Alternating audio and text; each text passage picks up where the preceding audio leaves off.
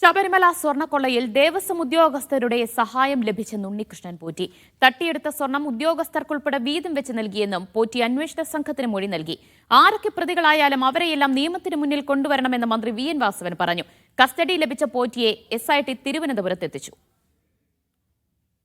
ശബരിമല സ്വർണ്ണക്കൊള്ളയിൽ ഉദ്യോഗസ്ഥരെ വെട്ടിലാക്കുന്നതാണ് ഒന്നാം പ്രതി ഉണ്ണികൃഷ്ണൻ പോറ്റിയുടെ മൊഴി. ഒരു സ്പോൺസറായി എത്തിയ തനിക്ക് എല്ലാവിധ പിന്തുണയും ദേവസ്വം ഉദ്യോഗസ്ഥർ നൽകി. തട്ടിപ്പിന് സഹായവും ചെയ്തു. ഉദ്യോഗസ്ഥർക്ക് പ്രത്യുപകാരം നൽകിയതായും പോറ്റി വെളിപ്പെടുത്തുന്നു. ഉരുക്കിയെടുത്ത ശേഷമുള്ള സ്വർണം ഉണ്ണികൃഷ്ണൻ പോറ്റിയുടെ നിർദ്ദേശപ്രകാരം സുഹൃത്ത് കൽപേഷിന് കൈമാറി.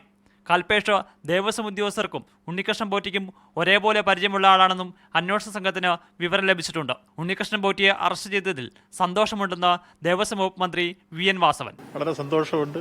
ആദ്യത്തെ പ്രതിയെ കിട്ടിക്കഴിഞ്ഞിരിക്കുന്നു. ബാക്കി ചോദ്യം ചെയ്യൽ വരട്ടെ. വളരെ വേഗത്തിൽ തന്നെ കാര്യങ്ങൾ മുന്നോട്ട് പോകും. ശബരിമലയിൽ നിന്ന് കട്ടളപ്പാളിയാണ് ഉണ്ണികൃഷ്ണൻ പോറ്റി ആദ്യം കൊണ്ടുപോയത്.